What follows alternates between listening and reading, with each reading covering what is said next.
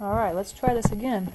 I'm sorry, I guess the first time I made this video I must have had, a previous lecture video playing in the background and didn't even know it? Or I'm not even sure how two audios got on the same video. But anyway, whatever the reason, I'm sorry about that. And definitely, what's it called? The homework will be delayed because of that. But, let's see. The good thing is this section's really short, so having to redo a video isn't a big deal. It doesn't take very long. This section's very short. This section is entitled Subsets. So we've talked about sets. A subset is just, a small piece of the original set. Let's say everything in your cabinets, all the food you have at home in your cabinets is the set. Then a subset might be all the cans of soup that are in your kitchen. You know, those are included in the first set because it's part of the food in your kitchen, but it's a smaller set than the original. Anyway, something like that. But the technical definition, a set A is a subset of a set B if all elements of A are also elements of B. Symbolically, we write A and then kind of like a sideways U with a line below it, B. That goes to show that everything in A is also in B, or A is contained within B. Sometimes I think that's an easier way to think of it. I might write that out. It's optional, it's up to you, but I think to me that helps. A is contained in B, or all elements of A are contained in B. That's what I should say. All elements of A are contained in B. Yeah, that's what I should say. Let's see, and then they say, note, every set is a subset of itself, which it almost just seems like you can define that however you want, but I guess we define, any set is a subset of itself, because technically everything in the set is also in the set. So it kind of sounds weird, but it's true that any set is a subset of itself. And then also the null set, or the empty set, is also a subset of any other set. I remember when I first learned about empty set, in this statement they said that they call it vacuously true. The empty set is a subset of any other set vacuously because there's nothing in the empty set. So I guess because in order for the empty set to be a subset of A, everything in the empty set must be in A. Well, since there's nothing in the empty set, then it must be true. Vacuously. Anyway, that's the framing that they used when I first learned about that. So those ones, I don't know, they're kind of hard to think about, or reason out, but if you just kind of memorize that would help. Yeah, that any set is a subset of itself, and the empty set is a subset of any other set. It doesn't matter what it is. And then what else do we have here? More definitions, of course. A set A is a proper subset of set B if all elements of A are also elements of B, but A does not equal B. Symbolically, you write. So notice the difference between what I just highlighted, A, and then the sideways U, B, and what we wrote above. Let's see over here. So notice that this, when I'm drawing an arrow to, that one has kind of like an equal sign beneath it, or kind of like a partial equal sign. So it's like A could be contained within B, or it could be equal to. It's almost like a less than or equal to symbol, you know? Whereas here, it's more like a less than symbol. A is less than B, or everything in A is in B, but they're not the same set. So that must mean B must contain something A doesn't. Contain something A doesn't. Yeah. Okay, and then the last thing, we'll kind of come to this at the end, and we won't use this very often, but the number of distinct subsets of any set A is 2 to the n power, where n is the number of elements in A. Remember that this symbol means the number of elements in A. So, and that might not make a lot of sense right now, but we'll get to it later. And then the number of proper distinct subsets, which means these subsets can't be the set itself, is the same except minus 1. 2 to the n, just like the number of distinct subsets, but minus 1. So there might be a few homework problems where you'll use that, but you won't need that too often, I don't think. But let's just jump into it. I think we're ready. Example 1, determine if, we can either have A is a subset of B, which could mean they're equal, or it could mean that A is contained within B, or the other way around, B is a subset of A, or A is a proper subset of B, or B is a proper subset of A, or they're not equal at all, or they are equal. So we'll see if any of those are true. Sometimes more than one of those can be true. But let's see, part A, it says the set A is the set containing Star Wars, Star Trek, Guardians of the Galaxy. So it's got 3 things in it. Whereas set B has Twilight Zone, Star Trek, Guardians of the Galaxy, and Star Wars. So notice that everything that was in set A is in set B, so we could say A is a subset of B. But also, there is something in B that's not in A, so I can say A is a proper subset of B. I don't have to put the equal sign. I guess I could, but to be more specific, I withdraw the kind of equal sign on the bottom to make it clear that they're not equal. They're not the same set. A is in B, but there's something that B has that A doesn't. And also, I guess I could say A does not equal B. All 3 of those statements qualify for part A. Let's see. But I guess, of those 3, which one's the strongest? I'd say the middle one, right? This means A is a subset of B, but they're not equal. So it kind of already says the first thing and the second thing all in one statement. So I'd say that's probably your real answer, because it's stronger than the other 2. It's putting the other 2 together in one statement.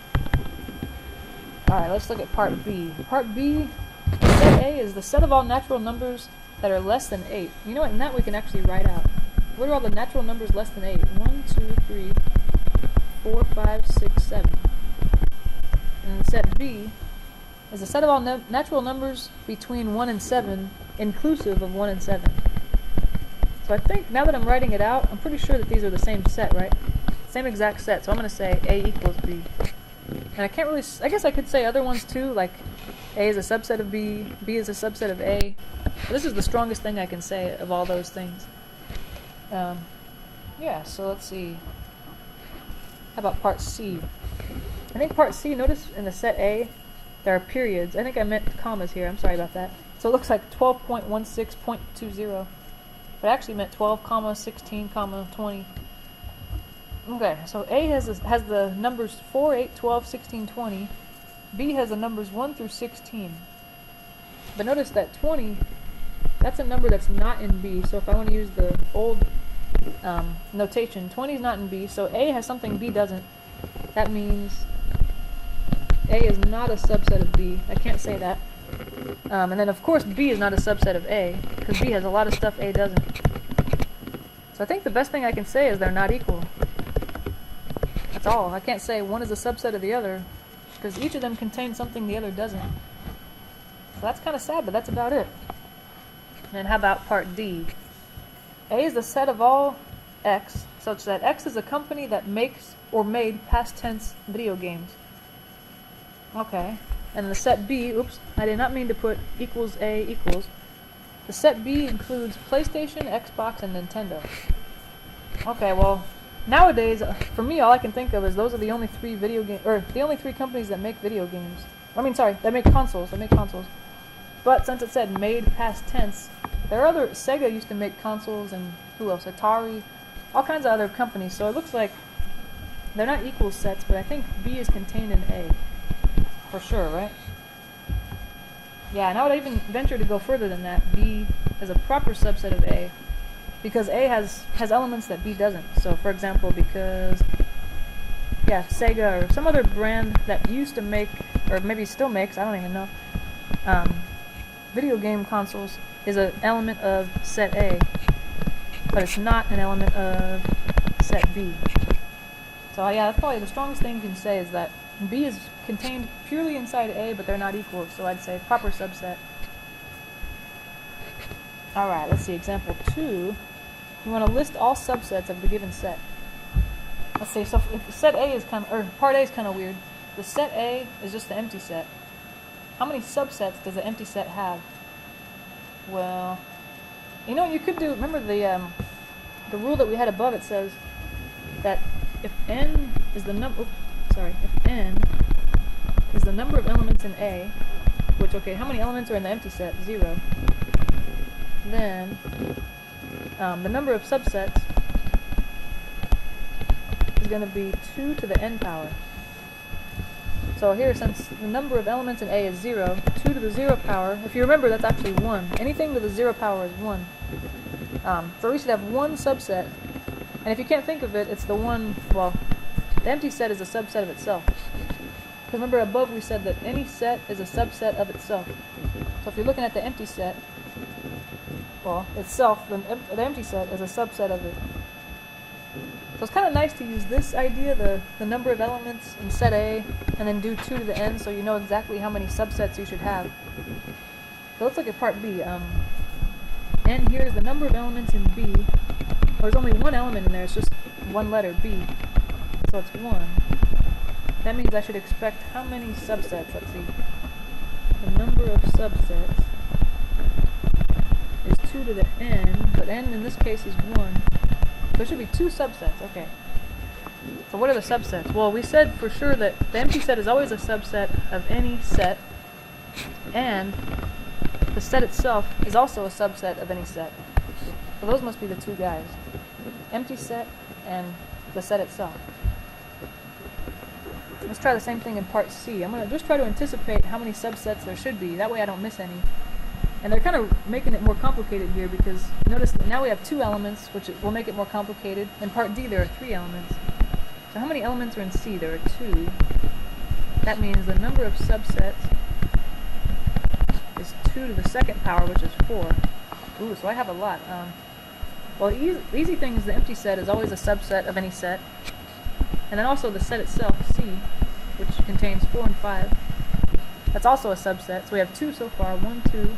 We're missing the other 2 because there should be 4. Well, a subset just contains any element or elements that are within that set. So just the set containing 4, that's it, is a subset of C.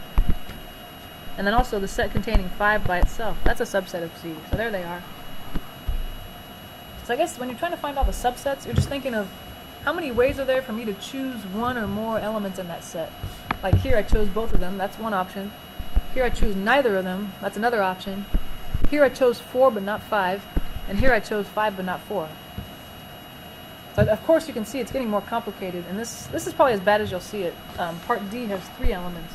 You won't see 4 elements, it's hard to keep track when you have that many elements. But if you have 3 elements, let's see, then I want to kind of anticipate how many subsets I'm going to have.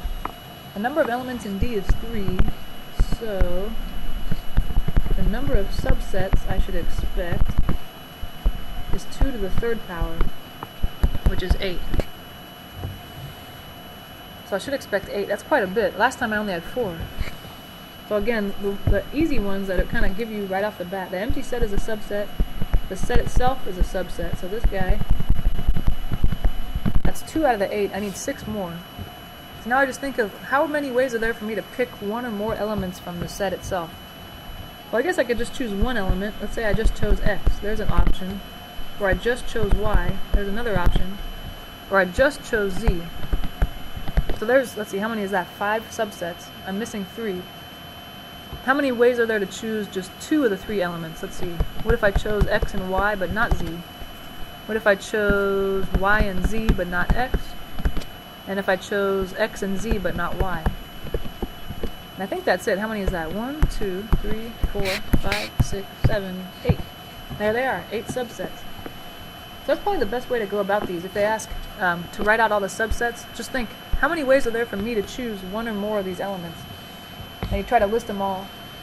And then remember too, like if someone said, oh, what about, here's another one I thought of, what if I did Z and then Y? You know, that's different, because look, at this guy has Y first and then Z. But remember, as long as you have the same elements, it doesn't matter what order they're in. So technically that set is already listed. I put YZ, you put ZY, but it's really the same thing. So yeah, don't think that when you switch them it becomes a new subset. It's still the same guy. Alright, I think we're doing good. This section is just kind of getting us used to all these terms and symbols and all that. But the coming sections will be more interesting. We only have one last example left. Okay, if a set has 10 elements, so that means the number of elements in the set, let's call it set A, is 10. How many subsets does it have? Okay, first they're asking that. Remember, the number of subsets, as we've been doing in every problem here, number of subsets is 2 to the n power, where n is the number of elements. So since they said they have 2 to the n, or sorry, they have 10 elements, then the answer is 2 to the n. And then proper subsets, we haven't really used this yet, but at the very top of the page they said the number of proper subsets is the same thing, but you're subtracting 1. So it'd be 2 to the, still to the 10, because they still said there are 10 elements, but then minus 1, And I guess if you wanted to, you could calculate out what that is, but dang, 2 to the 10th is such a big number. I think you're forgiven if you just leave it like that. And you know, if you're curious, why is it 2 to the n minus 1? Well, think about, okay, if this is the number of sets, or sorry, the number of subsets, what's definitely in there? For sure, the empty set's in there, and the set itself is in there, and then other stuff too. Because remember from the previous example, we saw that every time we list out the subsets, we always listed the empty set, because he's always a subset, and we always listed the set itself, because it's always a subset of itself. So now that we talk about proper subsets, remember what does that mean? That means it's a subset, but it's not equal to. So all we do is we take all the subsets from over here, you know, the 2 to the 10th power, and all we're doing is taking out one of them. In particular, we're taking out the set itself. Oops. Yeah, because before we count the set itself as a subset, but it's not a proper subset, so we just take that one out. That's why there's one less proper subset than there was regular subsets. Anyway, in case you think that's interesting, that's why I explained that. You don't have to know that. It's not like on a test I'm going to say, why is the number of proper subsets one less than the blah blah blah blah. Nah, don't worry about that. So yeah, I know this first couple sections seem kind of silly and kind of, I don't want to say useless, but kind of useless, right?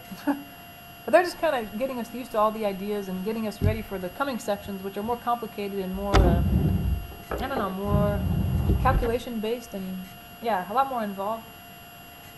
So I hope this made sense, and I'm sorry again about if the previous video kind of didn't sound right, but it should be good now. And let me know if you have any questions.